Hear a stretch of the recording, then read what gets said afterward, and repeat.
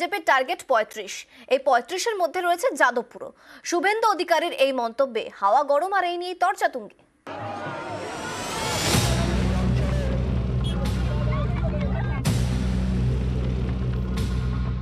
আমরা ৩৫ আসন জিতবো, তার মধ্যে যাদবপুর আছে। এখানে সিপিএম কে ছেড়ে দিয়েছে হিন্দু ভোট কাটার জন্য, আমরা ওটা আটকাবো।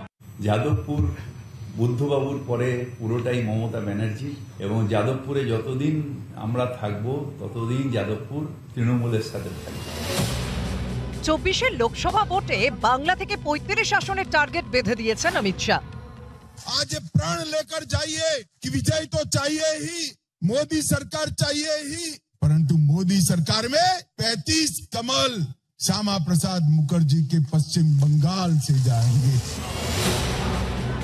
এই ৩৫ আসনের মধ্যে যাদবপুর লোকসভা আসনটিও রয়েছে বলে দাবি বিরোধী দলনেতার। এতেই তরজা তুঙ্গে। আমরা ৩৫ আসন জিতবো, তার মধ্যে যাদবপুর আছে। এখানে সিপিএম কে ছেড়ে দিয়েছে হিন্দু ভোট কাটার জন্য, আমরা ওটা আটকাবো। উদ্বাস্তুরা দ্বিতীয়বার উদ্বাস্তু হতে চায় না, আর উদ্বাস্তু হব না, মোদিজিকে ছাড়বো না।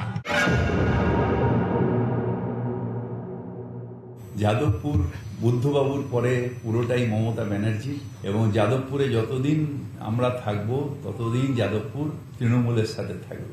আষাঢ়ে গল্প তৈরি করে বিজেপি ওটা নিয়ে স্যাটিসফাই থাক যে আমরা আর সিপিএমরা ছেড়ে দিচ্ছি, উনি ঢুকছেন, কিচ্ছু হবে না।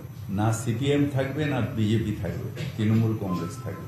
তাহলে কি বাকি 34টা হারবে বলছে? একজন বলবেন 35, একজন বলবেন 25, ওরা 42টা আসন জিতবে বলুক না। তৃণমূল বলছে বিজেপি বামপন্থীদের সাহায্য করছে, বিজেপি বলছে তৃণমূল বামপন্থীদের সাহায্য করছে। বামপন্থীরা বিজেপি তৃণমূল দুইয়ের বিরুদ্ধে সবাইকে ঐক্যবদ্ধ করবে। যাদবপুর লোকসভা কেন্দ্র একসময় ছিল বামেদের শক্ত ঘাঁটি। ১৯৬০ থেকে ১৯৮৪ টানা ২৪ বছর যাদবপুর ছিল সিপিআইএম এর দখলে। ১৯৮৪ সালে এই যাদবপুরে নক্ষত্রপতন। সিপিআইএম এর হেভি ওয়েট সোমনাথ চট্টোপাধ্যায়কে হারিয়ে প্রথমবার লোকসভার সদস্য হন মমতা বন্দ্যোপাধ্যায়।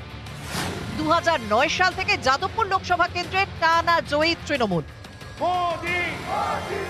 এবার কি হবে? বিজেপি বলছে তাদের টার্গেট যাদবপুর। এ নিয়েই হাওয়া গরম। নিউজ 18 বাংলা।